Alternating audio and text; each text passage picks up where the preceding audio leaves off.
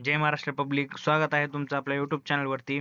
तर आम्हाला काही जणांचे मेसेज आले होते की ई-के-वाय-सीचा फॉर्म भरताना हे जे 2 क्वेश्चन आहेत, हे जे 2 प्रश्न विचारत आहे, माझ्या कुटुंबातील सदस्य नियमित कायम कर्मचारी म्हणून सरकारी विभाग, उपक्रम मंडळ, भारत सरकार किंवा राज्य सरकारच्या स्थानिक संस्थेच्या कार्यरत नाही किंवा सेवानिवृत्तीनंतर वेतन घेत नाही आणि माझ्या कुटुंबातील केवळ एक विवाहित व एक अविवाहित महिला योजनेचा लाभ घेत आहे.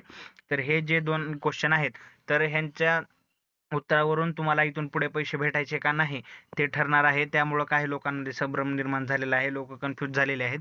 त्यामुळे मी ह्याच्यावर व्हिडिओ बनवत आहे.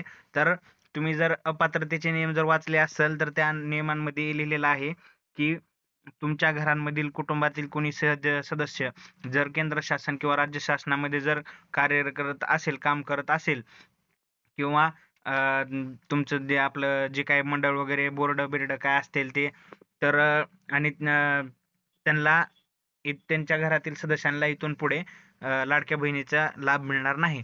त्यामुळे ह्या क्वेश्चनमध्ये असं लिहिलेलं आहे की कार्यरत नाही आणि योजनेनंतरची सेवानिवृत्ती वेतन घेत नाही म्हणजे पेन्शन पण तुम्हाला येत नाही.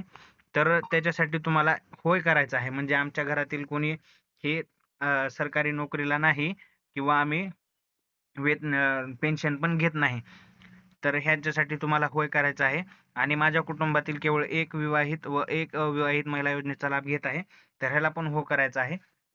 या दोन्हीला पण हो, हो करून टाका आणि तुमचा फॉर्म भरा. काय अडचण आल्यास कमेंटमध्ये नक्की सांगा. धन्यवाद.